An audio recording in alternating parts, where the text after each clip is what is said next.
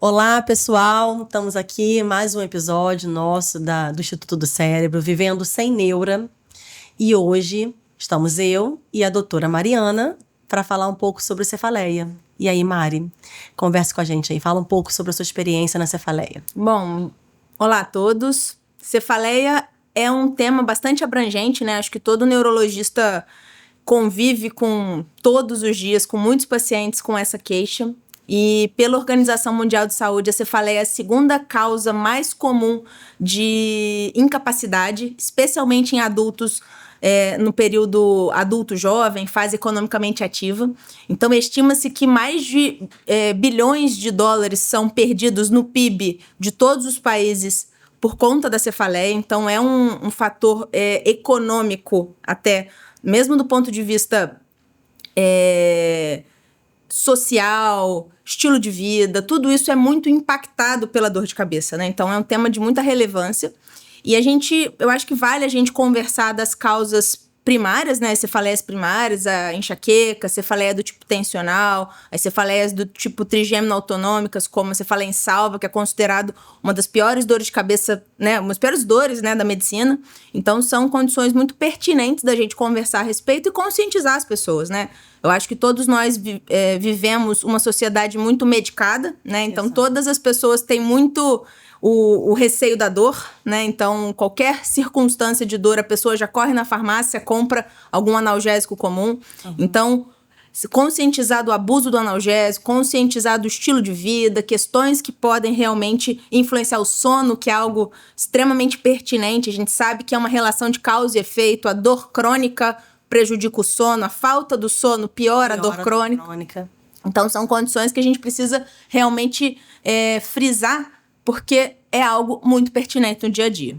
E muito impactante. Eu acho que quem convive com dor, acredito que é o seu carro-chefe também, além de outras coisas, como a gente estava conversando agora sobre memória, que também é o nosso carro-chefe. Sim. A dor de cabeça é também o nosso carro-chefe. E pega várias faixas etárias. Claro que tem aquela faixa etária mais comum e tem também a questão da mulher. Sim. A mulher, ela tem mais queixa de dor de cabeça do que um homem de uma forma geral. Existe uma questão hormonal forte. Uma questão hormonal. E uma quantidade muito grande de pacientes reclamando. Eu até costumo brincar no meu consultório que é tão comum ver mulher reclamando de dor de cabeça que quando chega um homem... É estranho. Eu tô vindo aqui por causa de dor de cabeça. Pra mim, eu não sei se é pra você, não sei nem se isso tá descrito na literatura, mas pra mim é o red flags. É a bandeira vermelha. Sim. A gente costuma usar esse termo na medicina. Red flags é assim, levanta a bandeira vermelha porque pode ser sinal de alerta. Um sinal de alerta de que, de repente, não é só uma simples enxaqueca. Sim. E, às vezes, é comum um homem vir com uma cefaleia em salva, por exemplo, Sim. que é uma dor de cabeça pior. É como se fosse uma enxaqueca, vulgarmente falando, uma enxaqueca piorada, uma enxaqueca mais difícil, mais dolorosa. Uma intensidade muito maior. E então, assim, eu brinco que quando chega um homem, eu já vejo com outro olhar. Eu já, esse aqui tem que dar uma atenção, porque pode não ser uma simples enxaqueca. Sim. Mas eu acho que o objetivo aqui, e é legal você falar, é mostrar para a pessoa que está ouvindo esse podcast e que convive com a enxaqueca que ela pode sim ter uma qualidade de vida melhor. Sim. Que ela pode sim viver sem dor. Sim. Que é possível. O que a gente vê na prática são pessoas que chegam para você e para mim, e acredito que para todo mundo na clínica, aquele perfil do paciente que tem dor diariamente e que toma analgésico diariamente, é o clássico, aquela pessoa que convive com a dor e convive com o abuso de analgésico na expectativa de ter um dia melhor e só tá piorando ainda mais esse E vai virando uma bola de neve, né? A gente percebe que o indivíduo portador... Vamos falar da enxaqueca, né? Que é um transtorno que acomete mais frequentemente mulheres, período, né, pós-menstruação e até o período do climatério por conta das variações hormonais. Então, a mulher sofre muito com isso. Então, é uma dor de cabeça, até pra gente caracterizar os sintomas. A enxaqueca é aquela dor que normalmente ela é unilateral, pulsátil. Geralmente ela vem acompanhada de sintomas de desconforto à luz, desconforto a barulho, às vezes um desconforto a cheiro. O indivíduo ele fica com uma hipersensibilidade sensorial, especialmente antes da crise. O indivíduo ele pode vir acompanhado de náusea, pode ter vômitos. ele pode ter sintomas, inclusive, da sensibilidade, então ele pode ter algum tipo de dormência, algum tipo de alteração de formigamento. E a gente tem 2 tipos, de forma simplista, a enxaqueca com aura, que acomete ali em torno de 15% a 20% dos portadores, que é o indivíduo que ele tem um fenômeno que precede a dor. Então, o indivíduo, a aura mais comum é a aura visual, que o indivíduo tem. Pródromo, né? Isso, acontece antes que o indivíduo ele tem aqueles campos, aquele vagalume, né, que são os escotomas cintilantes, que é a aura visual mais comum, mas pode ter uma aura da sensibilidade, pode ter uma aura motor, inclusive. A minha enxaqueca é uma enxaqueca com aura e eu tenho fenômenos motores, então eu tenho fraqueza. Isso é raro, né? Normalmente, na crise mais forte, eu tenho esse tipo de aura. Então, é um fenômeno que tem uma característica genética também. Então, geralmente, o paciente portador de enxaqueca, você vai perguntar mãe, pai, vó, avô, tio, tia. Geralmente, você tem uma hereditariedade por trás. Então, saber disso não é obrigatório, mas é muito comum, né? Então, é uma doença que existe uma hereditariedade importante. E a questão do perfil, né? Qual perfil de paciente com enxaqueca que a gente vai indicar um tratamento, por exemplo, preventivo? A gente divide de forma didática a enxaqueca em 2 tipos. A enxaqueca episódica e a enxaqueca persistente. Dentro da enxaqueca persistente, a gente tem a persistente de baixa frequência, a persistente de alta frequência, e dentro da persistente, a gente tem o indivíduo que tem a enxaqueca crônica, que é aquele indivíduo que tem mais dias no mês com dor do que sem. E dentro da crônica, a gente tem a crônica diária, que é aquele indivíduo que tem dor todo santo dia. Então, dentro do perfil, até a Sociedade Brasileira de Cefaleia, ela lança uma campanha, né, no mês de maio, todo mês de maio é o Maio Bordeaux, que a gente faz uma conscientização da frequência. Eles falam que 3 é demais, né? Então, todo indivíduo que tem 4 crises incapacitantes no mês é um indivíduo que precisa de uma avaliação neurológica para avaliar a possibilidade de um tratamento profilático, para a gente mimetizar os riscos que eles chamam de MOH, né? Que é o abuso de analgésico, né? Eles nem usam tanto o termo mais abuso para não correlacionar com o abuso de substâncias ilícitas, né? Então, é o uso excessivo de analgésicos. Então, isso vai cronificando cada vez mais a dor de cabeça e talvez, eu diria que é um dos principais fatores de cronicidade dessa dor de cabeça. Então, vigiar esse abuso de analgésico é algo muito pertinente e os fatores de risco que a gente já sabe, né? O indivíduo ansioso tem mais dor de cabeça, o indivíduo que não dorme bem tem mais dor de cabeça, o indivíduo que tem uma alimentação desregrada tem mais dor de cabeça. Dentro da alimentação, a gente tem alguns gatilhos que são bastante comuns, né? A gente tem aquelas falas, chocolate, café, leite. Mas não é uma regra para todo mundo. Não é uma regra, não é uma receita de bolo. Isso aí é a pessoa que tem que se descobrir. Exatamente. Ver qual é o gatilho dela. E uma coisa que poucas pessoas sabem é que antes da dor de cabeça, existe uma ativação numa região do cérebro que causa o craving, né? Que seria aquela perversão do apetite. Então, o indivíduo, às vezes, ele tem um desejo de comer um chocolate, comer um doce, e geralmente o craving, né? Ele não tem, que vontade de comer um alface, que vontade de comer uma salada. Não, geralmente é algo com mais carboidrato, algo mais calórico, e normalmente o indivíduo, ele fala, poxa, eu comi o chocolate e tive dor de cabeça algumas horas depois. Correlação. Ele faz uma correlação. Você tocou num ponto bem legal, assim, que eu, ao longo da minha vida profissional, eu fui mudando. E eu acredito que não só eu, o mundo foi tendo uma percepção e um conceito diferente da enxaqueca. Sim. A gente foi entendendo que a enxaqueca não é só aquele momento da dor. A gente foi entendendo que a enxaqueca é um processo de doença. Sim. E eu tento mostrar isso muito para meus pacientes quando eu quero fazer que ele entenda que ele precisa de um tratamento profilático, porque eu me baseio não só em critérios de quantidade de crises, mas eu me baseio muito no impacto da crise, que às vezes a pessoa tem 2 crises no mês, 3, porém são crises altamente impactantes, e quando você entende o conceito de doença, você entende que aquele sofrimento não é só no dia da dor. Sim.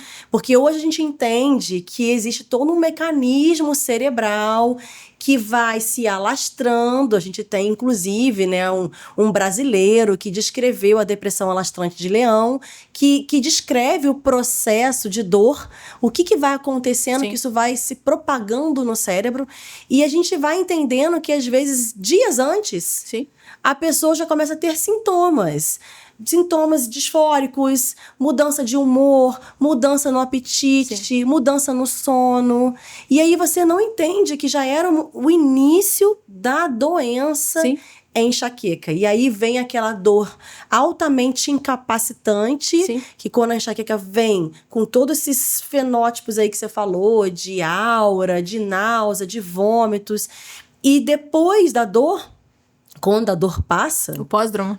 tem o pós, que é aquela descrição que o paciente fala assim, eu me sinto na ressaca.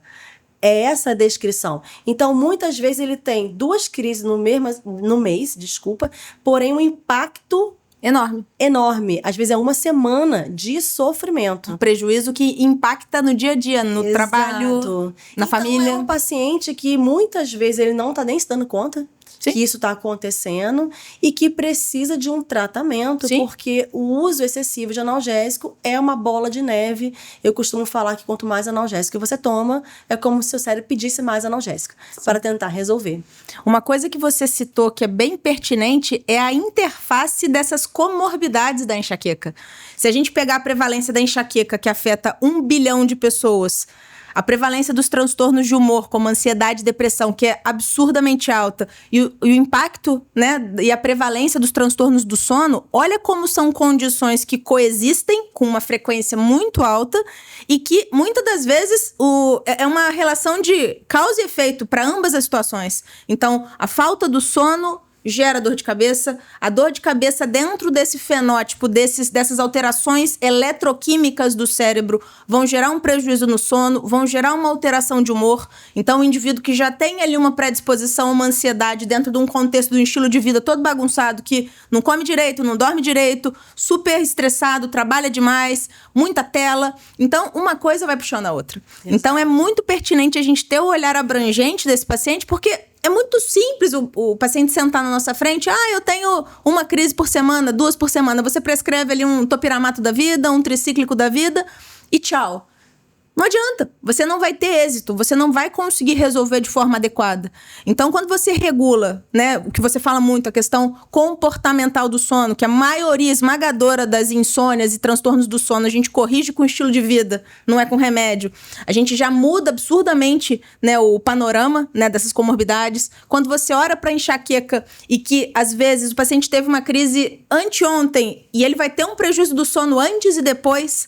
Então, isso faz muita diferença. Então, eu acho que vale ter o olhar tanto da síndrome enxaqueca, como das comorbidades no entorno, que elas são muito prevalentes. E geram um impacto tremendo na qualidade de vida, na família, no trabalho, no dia a dia.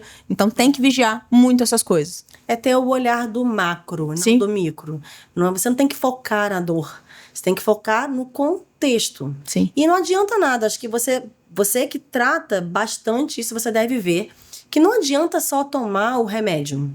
A pessoa tem que cuidar do sono, fazer uma atividade física, ter uma alimentação regrada, porque senão ela não vai ter resultado. E eu também percebo, acredito que também você encontre isso. Eu já tive pacientes que já veio com diagnóstico de enxaqueca e anos tratando, e a gente resolve uma coisa que ela nem esperava e resolve a dor. Sim. Por exemplo, um siso. Eu tive uma paciente esses dias que ela tirou o siso, resolveu um processo crônico de dor, e era uma pessoa adulta. Sim. E ela não se dava conta. Os apertamentos, né? Sim. O bruxismo, o apertamento também está altamente ligado com a dor. Sim. Algum tipo de alergia alimentar. Então, a gente tem pessoas intolerantes a glúten, a pessoa que tem algum problema, alguma doença digestiva. Sim. E ela reflete na enxaqueca. Então, você tem que ter o olhar macro. Observa como é que está o entorno dessa dor, Sim. porque às vezes você vai resolver a dor não só com o remédio de dor em si, Sim. você vai resolver com outras coisas. Existe uma estatística que é bastante interessante, que dentro da enxaqueca, né, que é uma doença que afeta 1 bilhão de pessoas, aproximadamente 30%, 40% vão ter algum tipo de intolerância alimentar. Então, se você olhar dentro de uma estatística, 1/3 dos pacientes você vai propor uma intervenção dietética e eles vão ter ganhos. Não só, muitas vezes, né, na dor de cabeça. Então, esse olhar da parte alimentar, que às vezes o estilo de vida do homem moderno fomenta, é muito fácil hoje. Você pega o celular, aperta um botão, chega um hambúrguer na sua porta em meia hora. Então, hoje, comer de forma saudável, comer de forma adequada, toma um pouco mais de tempo, é um pouco mais custoso. E as pessoas não querem o fácil, não querem o difícil, elas querem a praticidade, elas querem apertar um botãozinho e chegar as coisas em casa. Então hoje, a gente, lá na clínica, por exemplo, que a gente tem um suporte de nutrição, um olhar dentro da saúde mental da nutrição, isso consegue ajudar bastante. Eu que trato muita dor de cabeça, tenho a subespecialidade na cefaleia, percebo que muitos pacientes, a gente propõe uma dieta de exclusão por um período de 2 a 3 meses. A gente começa, às vezes, com leite, lácteos, não só lactose, porque a intolerância à lactose é algo que é prevalente, especialmente quanto mais velho o indivíduo vai ficando, ele vai envelhecendo, ele vai perdendo a capacidade de produzir a enzima, então ele vai ficando mais sensível, especialmente a quantidades maiores. E o glúten. O glúten, se a gente olhar, num período aí de 50, 60 anos, houve uma seleção natural e o glúten que a gente come hoje é uma molécula de mais difícil digestão. Então, não digo nem cortar de forma total, mas é algo que às vezes a gente reduzindo um pouco a quantidade, mudando um pouco a forma com que o indivíduo come, ele já percebe um ganho no trato digestivo, ele fica menos estufado, ele fica menos constipado, ele produz menos flatos. Então ele percebe que essa fermentação a nível de trato gastrointestinal, existe um ganho. Então eu, por exemplo, eu sou uma enxaquecosa de família, minha avó tinha migrânia hemiplégica familiar, então minha avó, ela teve alguns episódios na vida dela que ela acharam que era um AVC, mas era uma enxaqueca, e ela aprendeu a conviver com isso. Eu já tive uns 3 episódios na minha vida dessa crise de aura mais grave, e depois de adulta, eu fui me descobrir celíaca. Então, quando eu percebi que o glúten era um grande gatilho pra mim, não vou dizer que a minha dor acabou, porque é muito simplista você botar a culpa em uma coisa, aquilo ali é a bala de prata. Não é. Mas aquilo dentro de um contexto de um paciente que é alérgico, isso faz muita diferença. Então, o trato digestivo melhora, lembrar do eixo intestino-cérebro, quanto as coisas, o olhar para o intestino tem correlação com o cérebro em todos os aspectos, cognição, sono, enxaqueca. Então, ter esse olhar que o macro, é o que você falou, faz toda a diferença. Então, cuidar do intestino, cuidar das alergias alimentares, das intolerâncias alimentares, isso vai impactar muito no tratamento da dor de cabeça. Então, eu acho que isso é fundamental da gente vigiar. E hoje eu falo com muita felicidade que de alguns anos para cá, a nossa capacidade terapêutica, falando até em remédio, ela melhorou muito. Se a gente lembrar da nossa residência, o que a gente tinha de tratamento para enxaqueca? Antidepressivo tricíclico, anticonvulsivante, algumas outras opções medicamentosas de 2ª, 3ª linha, mas que a gente percebia que o resultado, ele era pobre, ele não era satisfatório. Muito efeito colateral, né? Muito colateral. O paciente que trata enxaqueca, ele vai ter um efeito que, botando na balança, ele prefere ter aquele efeito colateral do que conviver com a dor. Sim. Então, mas todo remédio vai ter. E hoje a gente tá num momento muito bom da medicina. Eu costumo dizer assim, eu volto dos congressos muito animada. Eu também. Porque a gente tá vivendo um momento realmente diferenciado. Sim. A gente tá tendo um olhar diferente para as doenças, a medicina e qualidade de vida chegando com tudo aí. E eu fico muito feliz de estar vivendo esse momento. Sim. Das pessoas estarem entendendo que alguns pilares têm que ser cuidados, como sono, alimentação, atividade física. E a gente viu num congresso recente, que nós fomos juntas, inclusive, uma sala cheia de profissionais, neurologistas. Pessoas de alto renome. Pessoa de alto renome para ouvir aquele blá blá blá que as pessoas diziam de antigamente. Aquele blá blá blá que o médico falava e não fazia. Né? E assim, uma sala cheia para falar sobre qualidade de vida. Então, isso é bem legal, esse momento que a gente está vivendo. Sim. E também, né, tivemos evoluções medicamentosas. E a gente tem para enxaqueca hoje um arsenal moderno para tratar. E que mudou muito. Se a gente olhar hoje, a gente tem as terapias de alta potência, né, que a gente hoje poderia dividir, que já estão disponíveis, né, em 3 tipos. A gente tem a toxina botulínica, que é a mais antiga, né? Eu posso falar o nome comercial que não tem problema, que é o Botox. É a única toxina botulínica que tem aprovação pela Anvisa para o tratamento da enxaqueca crônica. Então, para a enxaqueca crônica, que é aquela dor de cabeça que acontece 15 dias no mês ou mais, é uma dor que incapacita o indivíduo. e ela tem uma interface muito grande com a parte miofacial. Então, esses pacientes muitas das vezes queixam de contratura muscular, uma sensação de como se fosse uma espécie de torcicolo, um dolorimento na região da fronte, um dolorimento na região, né, do músculo temporal. Então, existe ali uma coisa chamada alodínia. Então, que é aquele toque que desencadeia dor. Então, a toxina botulínica, ela entra como uma ferramenta muito interessante porque, além dela ter uma alta potência, ela consegue ter esse viés dessa, vamos chamar, comorbidade, desses outros sintomas periféricos. E ele faz uma neuromodulação periférica. Então, eu aplico a toxina em pontos estratégicos, né, do crânio e da face, da região da base do pescoço e trapézio.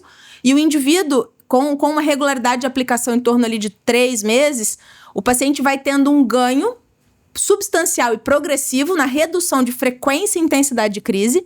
E a toxina, além do efeito periférico, isso foi estudado depois, hoje a gente conhece um receptor chamado CGRP, que está extremamente ligado na gênese, né, na formação da dor de cabeça. E a toxina botulínica, ela faz uma modulação retrógrada. Então, ela bloqueia aquela placa mioneural e, de forma retrógrada, ela vai lá no interior da célula e faz um bloqueio intracelular no CGRP. Então, a toxina botulínica vai ter um efeito duplo. Então, dependendo do fenótipo do paciente, o jeito, o sintoma da crise, a gente consegue perceber que a toxina pode ser uma ferramenta muito interessante. Isso. Tem até alguns grupos que estão postulando que a toxina botulínica seria uma opção muito segura em gestantes.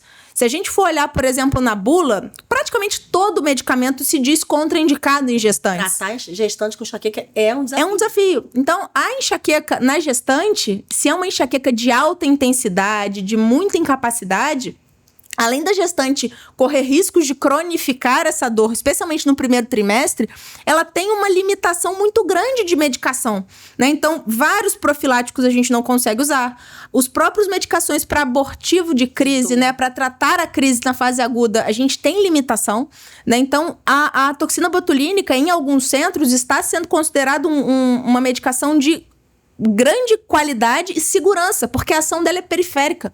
Eu não tenho evidência de efeito sistêmico da medicação e eu não vou ter um prejuízo para aquele bebezinho que está em formação. Né? Então, isso é bem legal mesmo. Eu tive uma paciente que ela teve uma hepatite medicamentosa por abuso de analgésico, né? Uso excessivo de analgésico.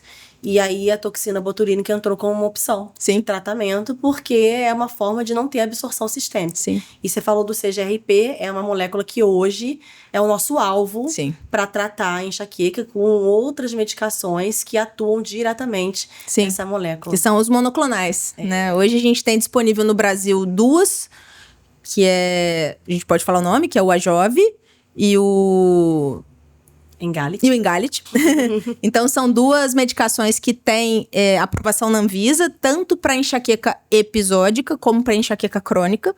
Então, são medicações de alta potência, que vão bloquear diretamente o receptor do CGRP e vão ter um efeito bastante significativo na redução e frequência da dor. Né? Então, são tratamentos que hoje mudaram, né, a nossa forma de tratar a dor de cabeça. Está chegando no Brasil agora os gepantes, que eles têm uma possibilidade de tratamento tanto da crise como profilático. Então, é uma medicação que pode vir a nos ajudar bastante, especialmente porque ela não contribui para o abuso de analgésico. Isso que é interessante. Então, são medicações que vão mudar a forma com que a gente já trata a dor de cabeça. Outra coisa importante que a gente já pratica muito lá na nossa clínica é o olhar da suplementação. A gente sabe que hoje, qualquer guideline, os nutracêuticos são ferramentais interessantíssimos no tratamento da dor de cabeça. Então, suplementação de magnésio, que a esmagadora maioria da população é deficiente, é muito eficaz no tratamento. Coenzima Q10, riboflavina, que é a vitamina B2. Então, a gente tem algumas estratégias que ajudam muito. A própria melatonina, em algumas circunstâncias, havendo ali algum transtorno ali de fase de sono, pode ser bastante valiosa, tanto para o tratamento da insônia como para a enxaqueca. Então, existe um efeito ali secundário na modulação da dor de cabeça. Então, olhar para essa parte de suplementação é muito importante também, porque ela agrega, ela complementa. As pessoas têm a tendência de achar que a suplementação é, de novo, é a bala de prata, que vai resolver todos os problemas, mas normalmente ela contribui bastante, né? Então, olhar as coisas de forma simplista, ela não vai funcionar. Medicina, o corpo humano, de uma forma geral, ele é muito complexo. Então, a gente ter conhecimento de toda a fisiopatologia, de todo o mecanismo, né, de gênese, de formação das doenças, a gente consegue ter muito mais resultado no tratamento. Isso aí. Muito bom mesmo, altamente esclarecedor. Uma luz no fim do túnel, para quem tem enxaqueca, tem como viver melhor. Muito Isso obrigada. aí. Vamos lá.